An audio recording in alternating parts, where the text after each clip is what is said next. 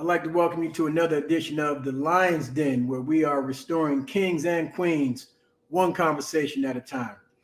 Today, we continue our series with the men who spoke to me, and we're joined today by Lovelle McMichael, and he's going to be sharing more with us about the men who spoke to him. We just want to know, who were the men that spoke to you? Yeah, so to answer that question very simply, the male that spoke to me was not my father, it was my grandfather. So my father was not present, and in fact, I didn't know who my biological dad was until I was 16, but my grandfather was very influential in rearing and disciplining and in making sure I had the direction in life that I needed to go to school, go to college, and then to ultimately look at a career. So he was not only influential in speaking to me, but he was an example of someone that I wanted to model and implement or emulate, excuse me, in my personal life. So he was always there and always willing to be a part of my life. So I was really excited to have my grandfather. And then later on, realized the importance of just that male figure speaking into my life, because just as a young man needing direction and needing discipline, not just to correct the wrongs, but to give me the blueprint to make it to different destinations in my life, whether that was home ownership or finding a career or going to school and graduating. There were so many things that he was able to help me navigate with just a conversation. He only had an 8th grade education, but his life experience qualified him to help me to navigate through life in a way that was very meaningful to me. And he lived to be 92. He just passed away in February, and it was just amazing to have him for 44 years of my life. So you said your grandfather was that primary figure that spoke to you as a child, learning to become a man. Is that right? Yes, sir. So what would you say two of the strongest, most memorable things that he either said to you or that you actually witnessed in his actions? You know, I was very hard-headed growing up, and I feel like my most memorable moment with him was my last whooping. Like, he tore me up, and I'm smiling because I said to him, I was like, "Grandpa, I'm not gonna do it no more." And he looked at me, he made eye contact with me, and he was like, "I know." Like, he was like, "'Cause I'm getting too old for this." And he with conviction and passion and desire for me to be great really wanted me to understand the importance of the role that I played in my own success.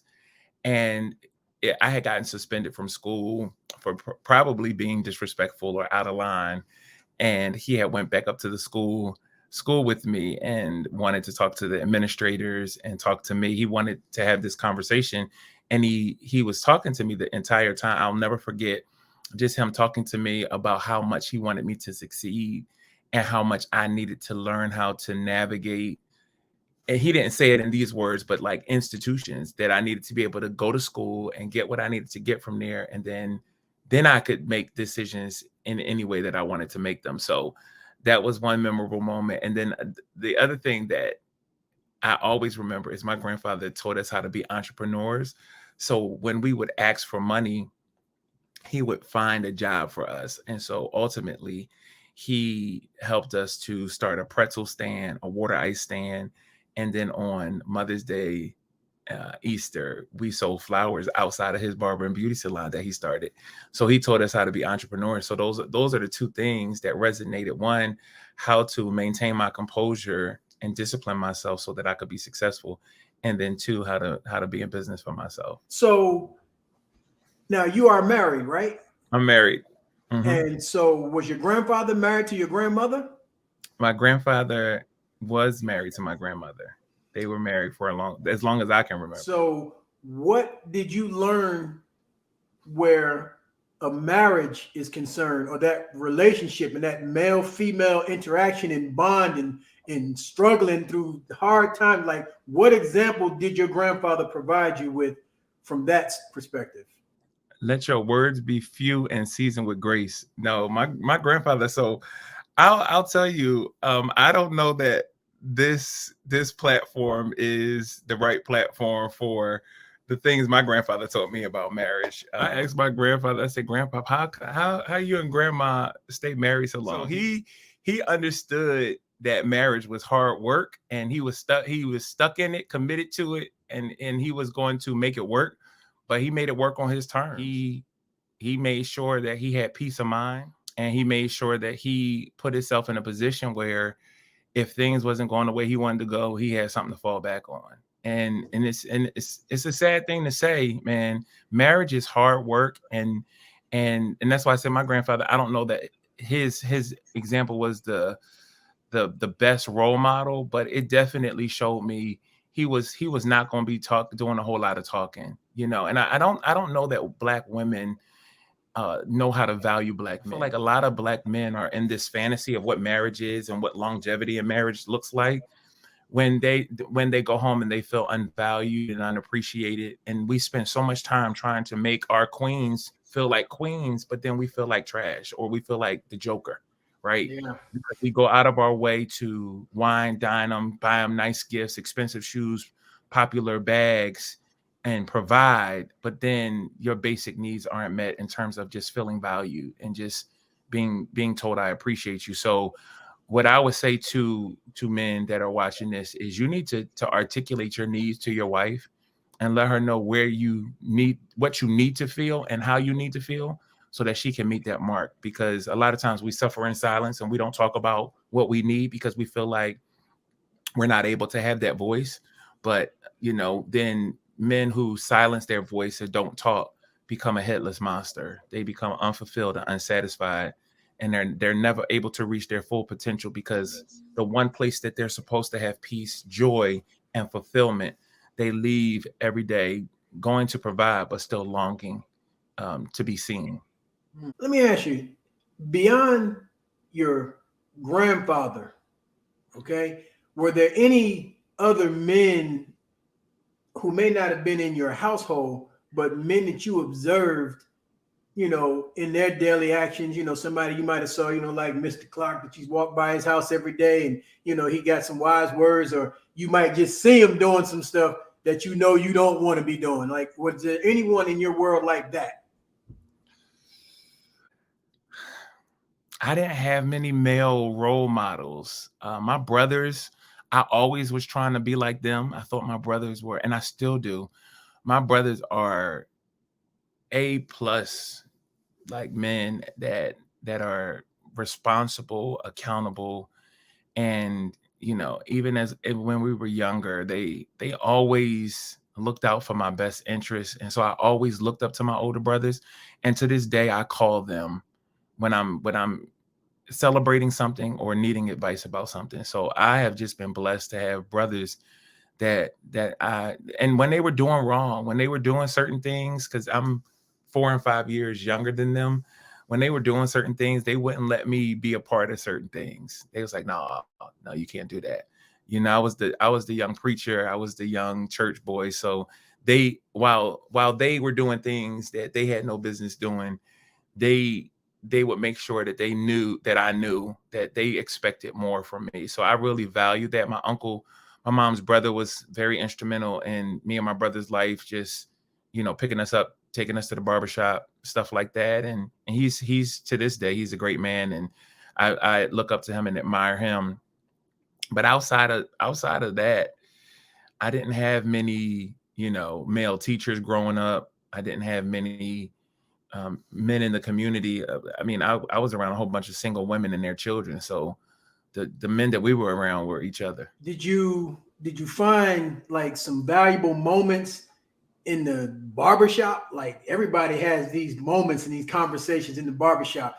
How were those experiences for you?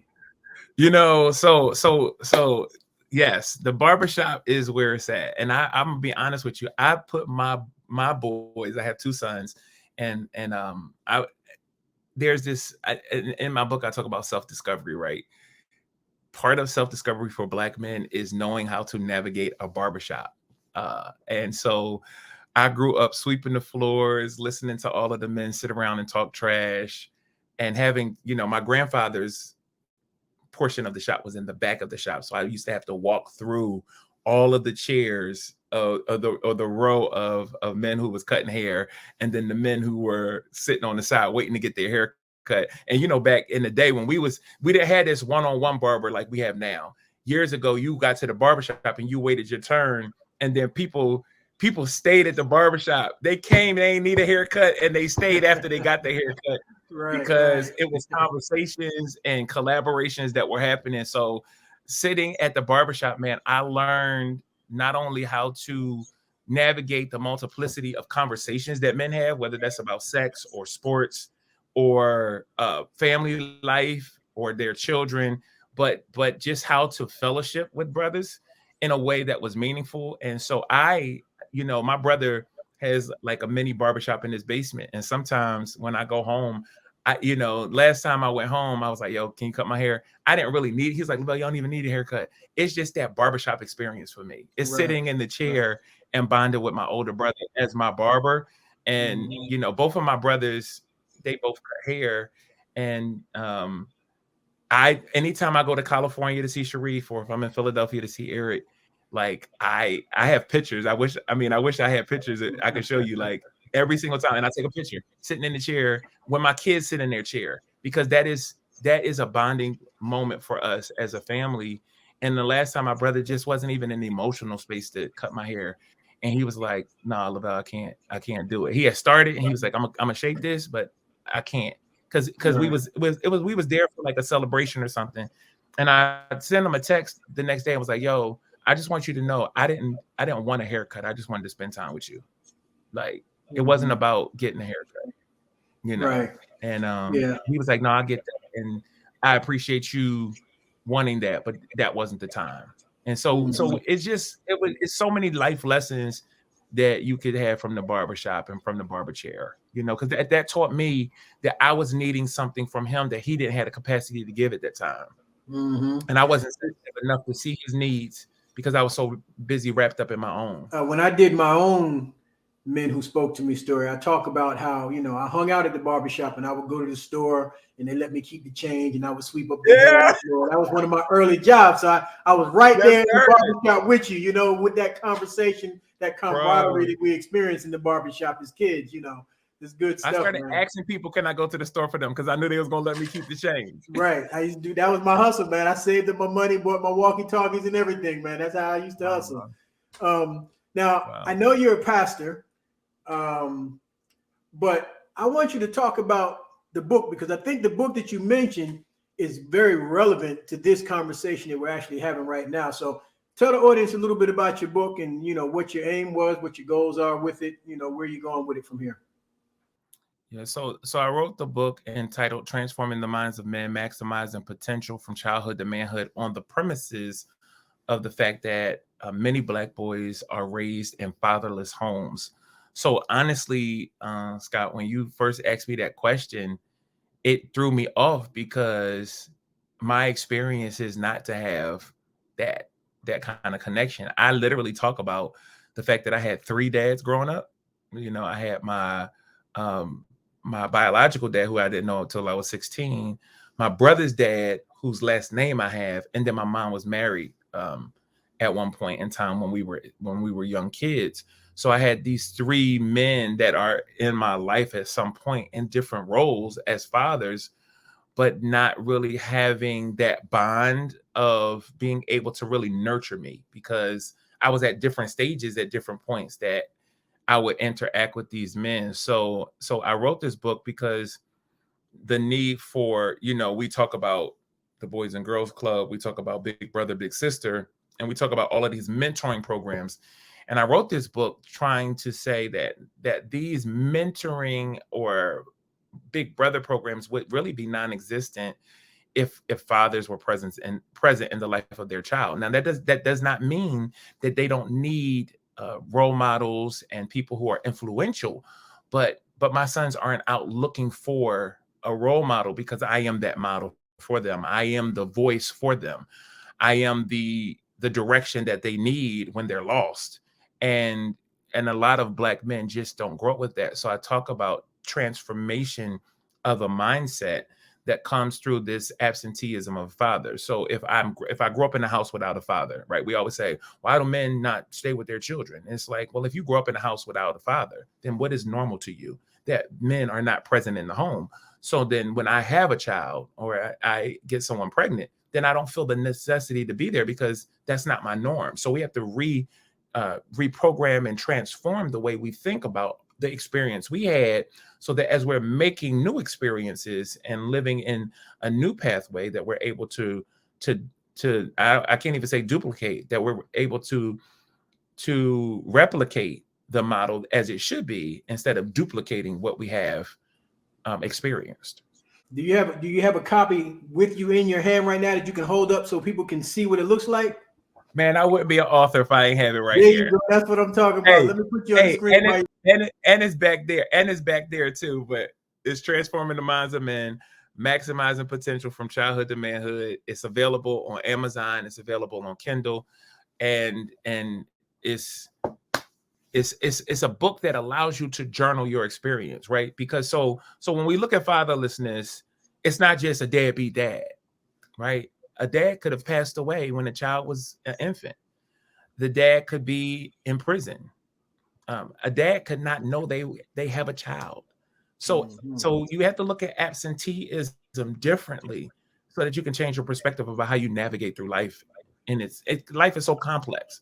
And I believe we just want everything to be black and white, and that's just not how life works. Look, that sounds like an amazing book. It sounds like it's a book that's going to really be very beneficial to a lot of people out there. Look, I want to thank you for taking some time out your busy schedule to join me here in the Lions Den today, man. And we definitely have you back again. And we wish you all the success in the world with your book. Hold it up just one more time and say that name one more time. I'm going to see if I can get it in there. Yeah. Transforming the Minds of Men, Maximizing Potential from Childhood to Manhood. Yeah. That's what's up, man. I hope people go and check that book out, man. I'm definitely going to check it out myself. And look, man, enjoy the rest of your day. And until next time, hold it down, man. Be safe out there. All right, man. Thanks so much for having me. I appreciate it. Thank you very much, bro.